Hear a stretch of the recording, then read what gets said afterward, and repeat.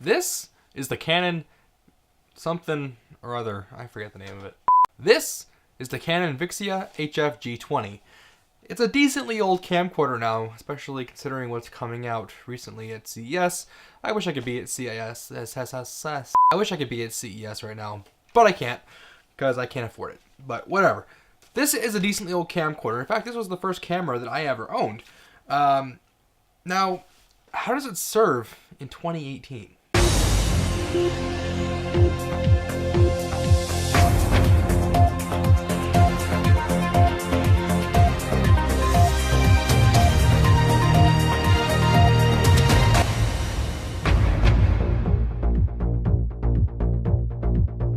This video is brought to you by the Fan Music Crew, the all-new music sharing platform. Check it out at the link in the video description. Alright, so in a world where 4K is kind of taken over, or at least starting to in the consumer market, with Canon releasing the new GX10, which I think is a stupidly overpriced product. Don't buy it, whatever, not the point of this video. In a world where 4K is basically what's happening, is an HD camcorder like this one even still relevant? And I think absolutely yes. The first thing you gotta consider is that 4K, there's very few people who actually consume content in 4K, unless you have a 4K monitor, which most people don't. I still don't. I'm still running an HD monitor. I don't really want to upgrade right now. HD work is still incredibly popular, and even in the professional industry, unless you're shooting like film, or like high-end like TV shows or cinema, HD is still where it's at. All the news you watch, that's all still in HD. That even may still be at 720p, believe it or not. But so in this world, a 1080p 60 camcorder is still a great option if you're just getting into video work. Now, why would you get a camcorder over something like a DSLR or a mirrorless camera? Well, okay, there's a few major advantages actually. The first one is that camcorders have that lens built right in. Ooh, look at that. That's a nice lens. Camcorders have those built right in. The thing about DSLRs and mirrorless cameras is that to really get the best quality out of them, and I mean the best quality you can possibly get, you really need to be spending more on your lenses than you do on the camera body. And now, me being someone who thinks that lenses are incredibly overpriced for what they are, and I will continue to feel that way until I can actually afford them. Haha, yeah, I know, it's a stupid thing to feel, whatever. In a world where lenses are just truthfully expensive, having a lens built in is incredibly nice. You don't have to worry about losing it. You don't have to worry about dust getting in between the elements and the sensor. And this is a decent lens. I mean, I actually don't know what it is. Let's see. A Canon HD video lens with a 10x optical zoom. So it's 4.25 millimeters to 42.5 millimeters. Now, 4.25, that is really wide. And for people who just want to do like selfie type stuff, really wide is really good. And what's really nice about this really wide lens is it's not a fisheye. So it's perfect for selfie stuff. And then it comes with this little hood here, which I think it makes it look just really cool, I think. Makes it look a lot better. Doing like selfie stuff, especially with a flip out screen, makes this a great option for vloggers, a running gun camera if you don't want to spend like thousands of dollars. And these days, DSLRs and mirrorless cameras are really taking over the video area, but I still use camcorders because I'm the type of person who likes to have everything in one package. Okay, that came out wrong. I apologize. Whatever. I like to have everything in one camera body. So what I need, XLR audio. Bam, right there. There's a shotgun mic right here. Can you see it? There it is. That probably sounded horrible. So yeah, shotgun mic with XLR audio built into this camera here. This is my JVC, which you guys can check out an unboxing of. Link up there. Yes. It's weird because it's on the right side of the YouTube playback thing, but it's left side. Whatever.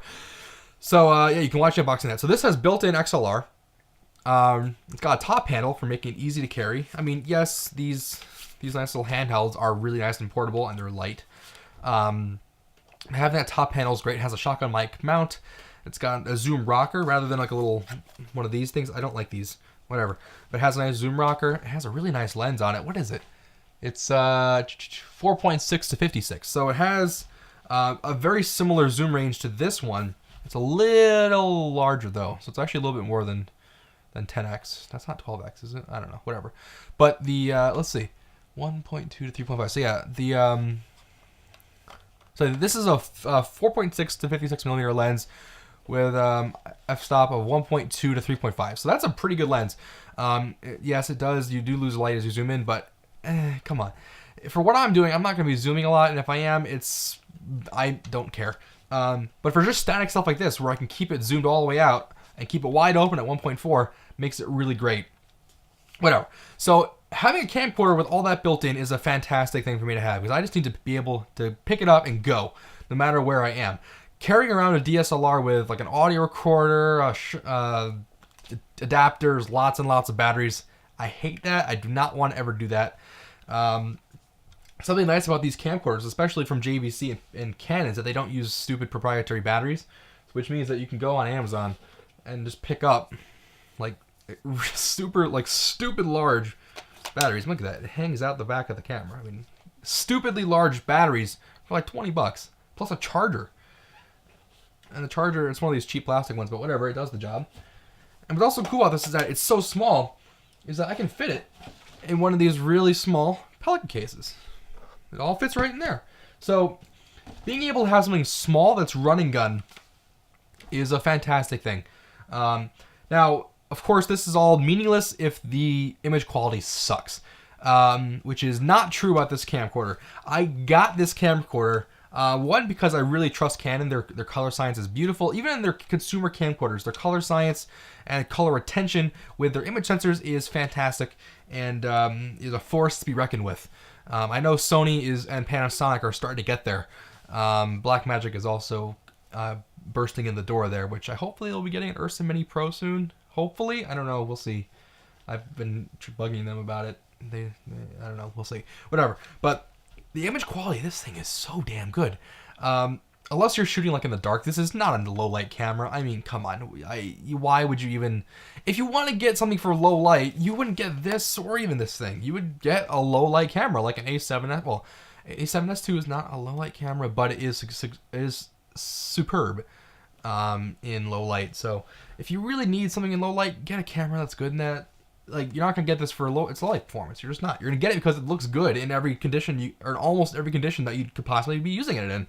It's an excellent just sidearm camera. Now, no, you're not. If you're like a news gatherer, you're not gonna be getting this for that because you need 10-bit 422, which this camera can do by the way, which I did not know until I bought it. Extra bonus feature. I mean, this is like a $1,200 camera. It can do 4K. It can do 10-bit 422 in HD, which is crazy. Whatever. Yeah, this thing shoots AVC HD, which for a consumer camera is fine. Unless you're doing like high-end content creation, this thing will be absolutely fine for you. I did a lot of the stuff that I did on my other channel, where I needed an actual camera, I did with this thing, and it worked fine. I used it at my old high school AV department. I used it, and it worked fine. I mean, I don't know where the theory that, or the idea that camcorders are just terrible these days. I don't know where that idea is coming from. I mean, Sony has a beautiful 4K camcorder, the FDR AX100 and the AX33. Those are beautiful 4K camcorders, and they're tiny. I mean, I think the AX100 is about the same size as this, but the AX33, it's a really small camcorder, and you get beautiful, crisp 4K images. Canon, I don't know what they're doing anymore, because they have the G40, which is like a slightly better version of this, and they have the GX10, which is $2,500, and I don't get how a consumer camcorder is $2,500. I mean, you could get like a GH4 for that much, or something really good, like really good for that amount of money. So I don't know why that's even a thing. Whatever. But for good HD work, this is a fantastic choice. I mean, it also has all the I/O you could possibly want in 2018, where I/O is like a godsend, and you have to like beg on your knees to get it from anyone. It's got a mic input. It's got, what we got here on the inside? It's got two SD card slots and a consumer camcorder, two. So you can get like, and it also has 32 gigs of internal storage too. So you can get like 20 hours of stuff on this with a couple 128 gig cards and plus the 32 gigs. You can get like several days worth of footage on this thing. And if you have a couple of these things, try to get the battery out. If you have a couple of these, I mean 2 or 3 of these, that's like 20 hours of battery right there. So having one of these small things that can shoot really good for forever is a great thing. It's got a component out if you're gonna need that. It's got a headphone jack. It's got on your side. Let's see. It's got a LAN C control, which I use all the time. It's got USB for pulling footage off the camera if you use the internal storage. It's got HDMI out. I mean, even though this camera is several years old now, I don't remember exactly when it came out. Even though it's several years old, this thing is still a powerhouse. I mean, I bring this wherever I go. Wherever I feel like I'm going to need to shoot video for something, I bring this everywhere I go. I mean, it's so small. I can't believe I just did that, but I mean, this thing, I've dropped this thing and it has survived. I mean, okay, the one gripe I have to pick about it is the stupid mini advanced shoe. Canon, you could have easily fit a cold shoe right here. In fact, the HFG30, which is a discontinued version of this thing, slightly better too, has a cold shoe right up front. I mean, you guys couldn't have fit that on here. Whatever. You can get adapters that kind of work. Whatever. But it's a fantastic camcorder. And I'll show you right now, the image quality is great. I mean, you know, unless you desperately need 4K, which really no one, unless you're like a media company or have like 10 million followers on YouTube or something, you don't need 4K. I mean, don't fall into that trap. If you really need 4K for something, most phones have it.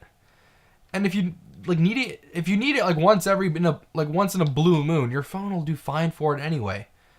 I mean, unless you really need 4K for continuous use, like day after day, don't get a 4K camcorder. Get HD. Get something like this. It's great. I mean, I'll link to this. You can buy this in the description below. I feel like this has turned into a rant of why 4K. I mean, 4K is nice for my use. I'm shooting 4K. It helps with things that it's hard to explain, but just, you know, do yourself a favor and save money when you don't need to buy something stupidly expensive, okay? Just do that, please. Get the Canon HFD20. You need a nice HD camcorder. It's a good buy. Thank you guys for watching, and I'll see you guys in the next video.